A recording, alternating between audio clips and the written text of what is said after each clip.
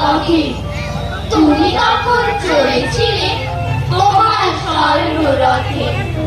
অপূর্ব এক স্বপ্ন সম লাগতেছিল চোখে মম।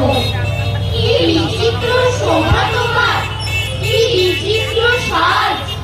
আমি মনে ভাবতেছিলেন এই কন্যা মহারাজ।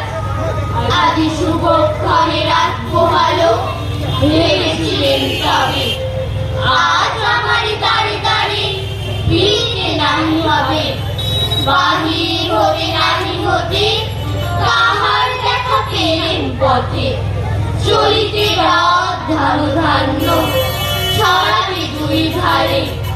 মুঠা মুঠা কুড়িয়ে নেব নেব হারে ভারে। দেখি সহসা রথ থেমে গেল আমার কাছে এসে। আমার মুখ পানে চেয়ে নামলে তুমি হেসে। দেখে মুখে প্রসন্নতা জুড়িয়ে গেল সকল ব্যথা। হেন কালে কিসের লাগে তুমি অকস্মাৎ। আমায় কিছু দাও গো বলে বাড়িয়ে দিলে হাত। মরি এই কি কথা রাজা ধীরাজ, আমায় দাও গো কিছু। শুনে ক্ষণকালের তরে রইল মাথা নিচু। তোমার কি বা অভাব আছে ভিখারি ভিক্ষুকের কাছে। কেবল কৌতুকের বশে আমার প্রবঞ্চনা।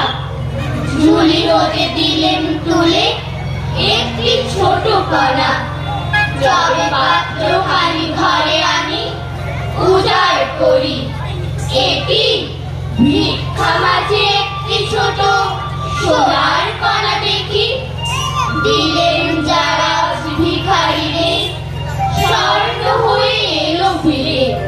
তখন কাঁদি চোখের জলে দুটি নয়ন ভরে। তোমার